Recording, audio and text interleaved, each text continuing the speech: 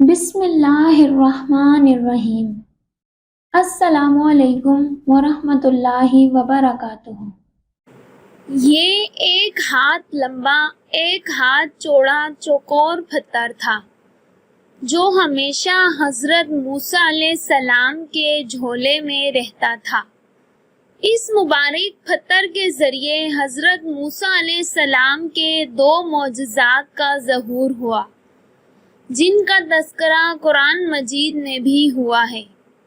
اس پتھر کا پہلا عجیب کارنامہ جو در حقیقت حضرت موسیٰ علیہ السلام کا معجزہ تھا وہ اس پتھر کی دانشمندانہ لمبی دوڑ ہے، اور یہی معجزہ اس پتھر کے ملنے کی تاریخ بھی ہے۔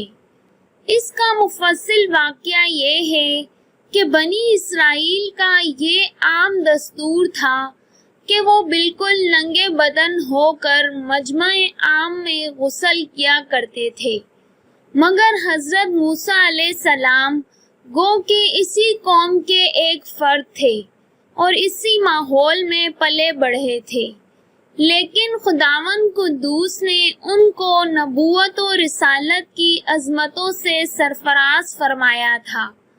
اس لیے آپ کی عصمت نبوت بھلا اس حیا سوز بغیرتی کو کب گوارا کر سکتی تھی؟ آپ بنی اسرائیل کی اس بے حیائی سے سخت نالاں اور انتہائی بیزار تھے، اس لیے آپ ہمیشہ یا تو تنہائی میں یا تہبند پہن کر غسل فرمایا کرتے تھے۔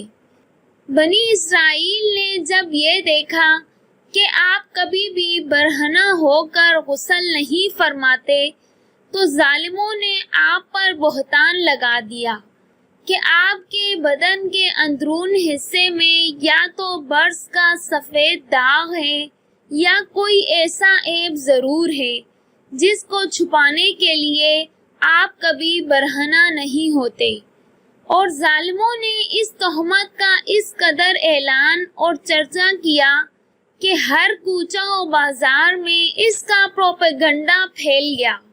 اس مکروہ تہمت کی شورش کا حضرت موسیٰ علیہ السلام کے قلب نازک پر بڑا صدمہ و رنج گزرا، اور آپ بڑی کوفت اور اذیت میں پڑ گئے۔ تو اللہ تعالیٰ اپنے مقدس کلیم کے رنج و غم کو بھلا کب گوارا فرماتا، اور اپنے ایک برگزیدہ رسول پر ایک عیب کی تہمت بھلا اللہ تعالیٰ کو کب اور کیوں کر کس طرح پسند ہو سکتی تھی؟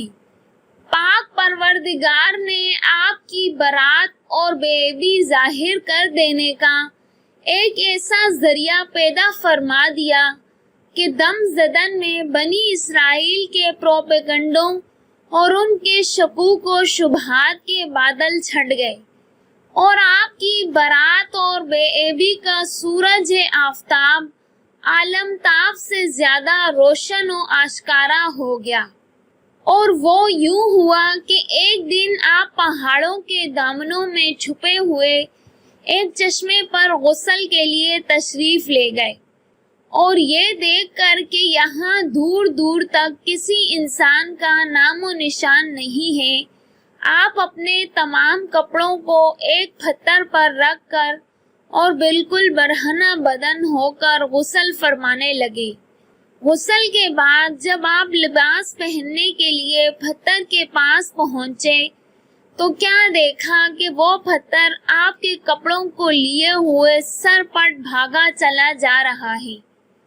یہ دیکھ کر حضرت موسیٰ علیہ السلام بھی اس پتھر کے پیچھے پیچھے یہ کہہ کر دوڑنے لگے کہ اے پتھر میرا کپڑا، اے پتھر میرا کپڑا، مگر یہ پتھر برابر بھاگتا رہا، یہاں تک کہ شہر کی بڑی بڑی سڑکوں سے گزرتا ہوا گلی کوچوں میں پہنچ گیا، اور حضرت موسیٰ علیہ السلام بھی برہنہ بدن ہونے کی حالت میں برابر اس پتھر کے پیچھے دوڑتے چلے گئے۔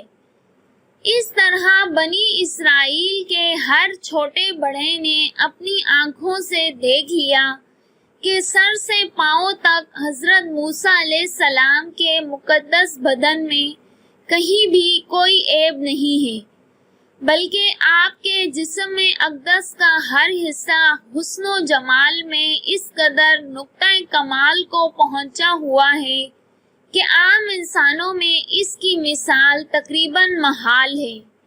چنانچہ بنی اسرائیل کے ہر فرد کی زبان پر یہی جملہ تھا کہ خدا کی قسم موسیٰ بالکل ہی بے عیب ہیں۔ جب یہ پتھر پوری طرح حضرت موسیٰ علیہ السلام کی برات کا اعلان کر چکا تو خود بخود ٹھہر گیا۔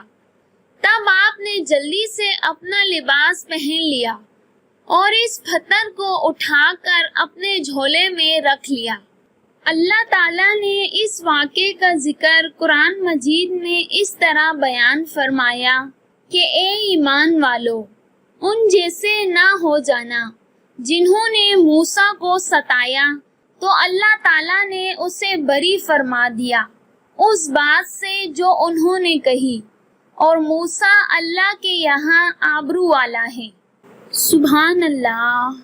بے شک اللہ تعالیٰ اپنے عبادت گزار اور پرہیزگار بندوں کو کسی بھی مشکل میں اکیلا اور تنہا نہیں چھوڑتا۔ ناظرین، امید کرتے ہیں کہ آپ کو یہ ویڈیو اچھی لگی ہوگی۔ اچھی لگی ہے تو پلیز ویڈیو کو لائک کر کے چینل کو سبسکرائب کر لیں۔ شکریہ۔ ملتے ہیں نیکسٹ ویڈیو میں، تب تک کے لیے اللہ حافظ۔